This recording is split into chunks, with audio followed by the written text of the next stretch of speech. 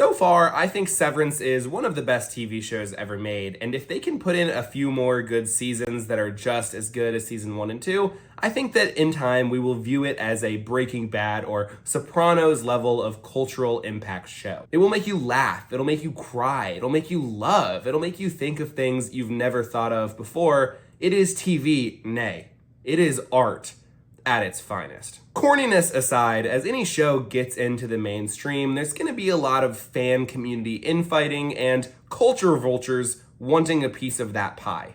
I rewatched season 1 and season 2 after the completion of season 2, and I have a lot of thought about the show's themes, but also the cultural impact of the show and what I think we need to remember when engaging with modern art. So without further ado, make sure to like and subscribe, and let's get right into it.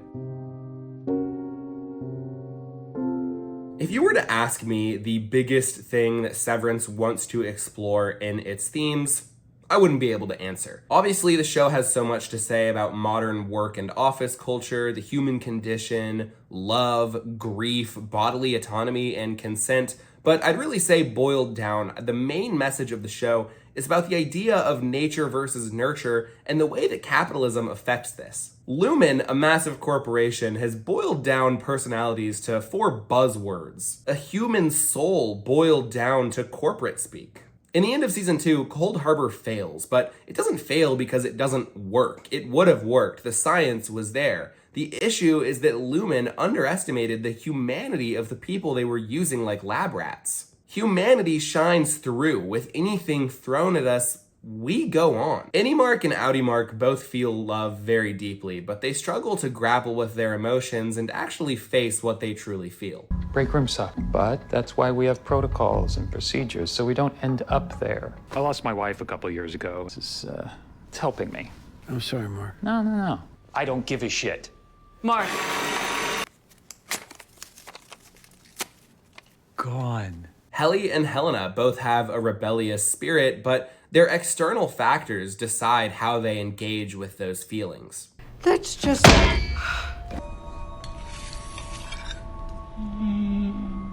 I'm absolutely fascinated with the route that they went with Dylan's character in season 2. This line will not leave my head. Request that you don't follow me there and use my own body to fucking cheat on me. He didn't consent to his own body being kissed, but if you were to go by that logic, you have to reverse it too. Do outies get to kiss or have sex with their partners because the any mind isn't consenting to that?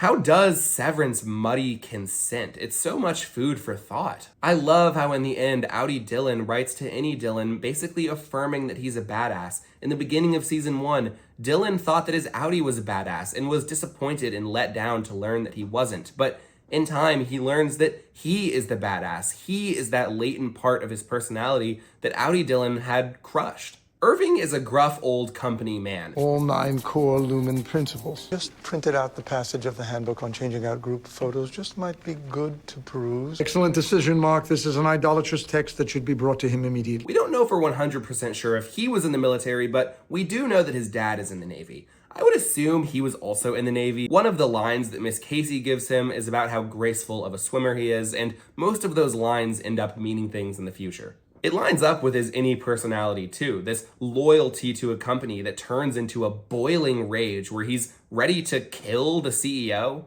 Similarly to all of our characters, love is what breaks Irving out of that corporate propaganda, out of that cult-like propaganda. The human condition shines through no matter what. I bawled my eyes out in the scene where he basically dies. He goes off to never return to Kier, effectively meaning that his innie will never get turned on again. Severance did such a good job with its character writing, the 4 main characters, the MDR employees, but you have to remember, it's 8 characters, it's not 4 characters, and remembering that as you watch the show is such a trip. The 3 managers of the Severed Floor are written so well too. Milchick, one of the most fun antagonists in recent memories, is such a great character. He always reminds me of like a middle manager or even a general manager at like a retail store or a fast food restaurant. If you have ever had a job at entry-level food service, The general managers at those places work like 60 to 70 hour weeks. And there's this scene in the beginning of season 2 where Milchick is like driving around at night to try and recover some of the employees. And it just reminds me of this memory of when I was working at a restaurant and we needed something. Our general manager was at home with his family and then drove out to another location, picked something up, came all the way back. And it's like, dude, you already worked like 60 hours and you're like leaving your family to do stuff for a fucking fast food restaurant? If that isn't Milchick, I don't know what is. To a lower level employee like the MDR people, someone like Milchick or someone like a general manager at Wendy's is the highest form of authority they're going to have to report to. But to the corporation, to Lumen or to Wendy's, they're the highest tier of grunt. They're not a corporate person. They're still just a body.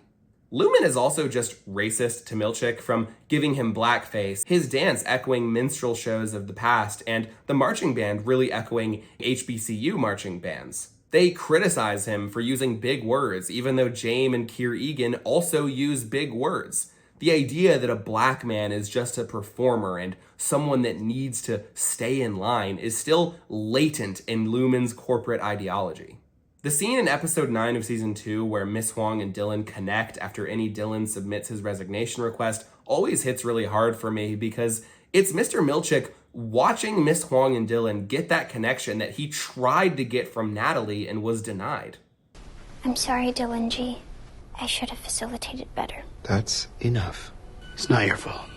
I was just wondering if you could share with me a little how you felt when you received the paintings. Mr. Drummond's waiting. And Miss Huang! Miss Huang! She plays the theremin!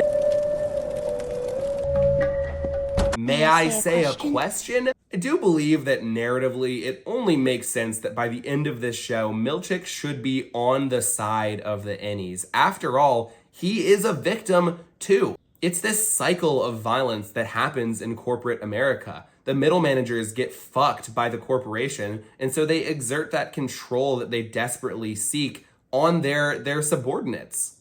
Helena Egan is my employer. You are my subordinate, and this behavior constitutes insubordination.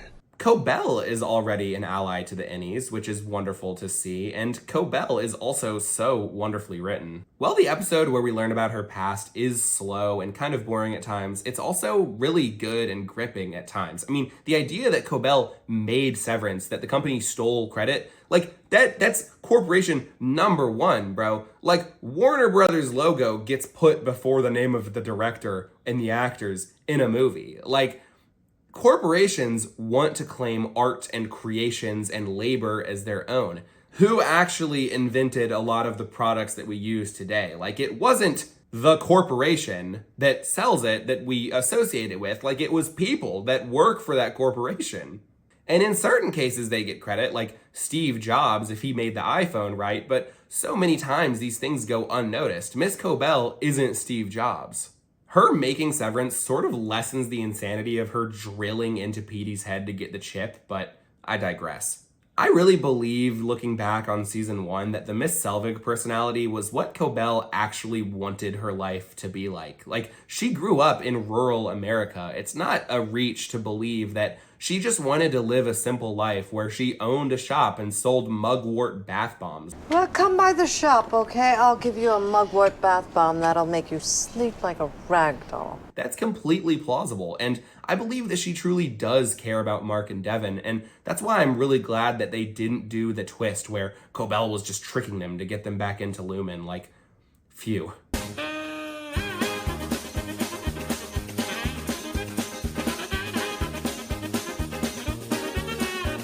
Yes, Cobell still has propaganda in her blood. Yes, she probably still has a lot of work to do on herself. But at the end of the day, love and caring about people in community trumps work. It trumps corporation. I mean, after all, work is just work. In my review of the film Touch, I talk about this idea that the work-life balance shouldn't even really be a thing. That maybe it can just be work and life and community and love all working in tandem to inform a person's life. Like, it doesn't have to be this thing that we all dread. And I really like that idea. Like, what the fuck is a work-life balance? I mean, that's one of the first lines in the show. Let's chat about something I bet you have heard of, the work-life balance. The work-life balance is stupid. I want to live my life. I don't want to have to balance it with misery. That's no way to be a human. As any show gets into the mainstream, there will be toxic formations into these fan bases, and Severance is no exception. Like taking ship wars too far. So you people are seriously rooting for Mark to get together with the rich slaver that tortured his wife and fucking raped him? Is that what I'm hearing? Is that where this idea is headed? 1. Mark Helena are the show's canon ship, main leads plus more screen time. If anyone is getting together, it's them. Much later. I'll take the silence as your concession. Just remember, the story is already set up to show Mark and Gemma's reunion. Don't know how it will happen. But it will. My silence was me looking for a screenshot LMAO, but listen, we'll clearly never agree on this, so it's pointless to keep running our mouths. I'm not going to respond anymore because I really don't see a point in it. We'll see who's right in 2 to 5 business years, smiley face. I am already right. But you guys keep supporting a rapist. You don't own fictional characters, and you don't own a piece of art, and I find it pretty lame when people are vitriolic and rude on the internet just because you don't agree that this person should be having sex with this person. That being said, I'm going to be a devil's advocate for shipping culture and say that I also think it's fine. If you want to pretend 2 characters should be having sex, have at it. I mean, people are going to ship ponies. They're going to ship hot adults who have intimate moments between each other. Like, yeah, no shit. And I think that's fine. That's great. That's wonderful. All I would say is, like, maybe tone down the policing of it. Like, you aren't the police of how people should be viewing art. And I think being rude to people just because they have one preference of relationship over the other is kind of missing the point. Because I would say the point is that Any Mark and Outie Mark are 2 different people. It's not Mark Helly versus Mark Gemma. It's both of them. They're 2 different people. Like, that's the point of the finale. But there was another tweet that I saw, one that ground my gears. Let's talk about the elephant in the room, or should I say, the Timothy Cook in the room. This show, criticism of capitalism and all, is still funded by a mega corporation that wants to own the culture. Apple, the phone company, the computer company that participates in many an unethical business practice. Tim Cook, the CEO of Apple, has been in copious amounts of Severance promo, and it really pisses me the fuck off every time I have to see his dumbass face on Twitter. He even directly announced the renewal of season 3 on his own personal account. Tim Cook, the CEO of Apple, who donated $1 million to Donald Trump's campaign. That one. I cannot help but think of that video of Timothy Cook walking into a restaurant and like not getting recognized, and it looks like he's kind of sad about it. The ego of a CEO tells them that they need to change history, that they need to be remembered and talked about. I mean, I learned about Steve Jobs in American schooling. Like, we talked about that guy. I don't know if anybody's talking about Tim Cook. Nobody wants to be remembered as the boring guy that came in after the cool, likable CEO. Tim Cook wants Apple to literally save your life. Yeah, I'm sure he does. I don't really fucking care though. Apple reportedly lost $1 billion on streaming, which doesn't surprise me at all because the point isn't short-term profit. The point is goodwill towards the company and long-term success at injecting themselves into culture even more. Guys, I'm Tim Cook. I'm Tim C. I'm an innie, and I'm cool. I waste money to make you some good-ass TV. I'm a cool guy. Like me, please. Like me, please. I paid for Severance, so like me. There is another Apple TV show called The Studio, which is also very, very, very good and everything I would want out of a sitcom or comedy about the modern film industry. But this line made me recoil with cringe. Just give me back my movie and let me go sell it to fucking Apple the way I should have done it in the first place. Hey, Seth Rogen, we'll give you all this fucking money to make the best comedy that you can make about whatever you want to make it about. But you need to make people subconsciously associate Apple with being partners in art and film. Thank you. We need to remember this. Tim Cook is not some chill guy shelling out his money to make some cool art. He wants you to like him. He wants you to like Apple. He wants you to pay for Apple TV and buy an iPhone and buy a Mac and put your phone on your wrist and let it track your health statistics and save your life or something. And he doesn't help make Severance. I guarantee you if Tim Cook had creative control over Severance, there would probably be a scene like this. Hey, maybe Lumen isn't so bad after all. Corporations are people too. We all make mistakes. To fully enjoy the show's themes, this should be understood. Tim Cook and Apple aren't the cool company that understands how bad corporate America are. They just want you to like them. But if you remember that, just enjoy the damn show. Because at the end of the day, no matter how it was paid for, it's still some good fucking art. Severance is art. And I'm gonna enjoy it while it's here. Okay, I'll give you 5 minutes to scrub your arms. Or what? You want Rainer to use the bad soap. There's bad soap.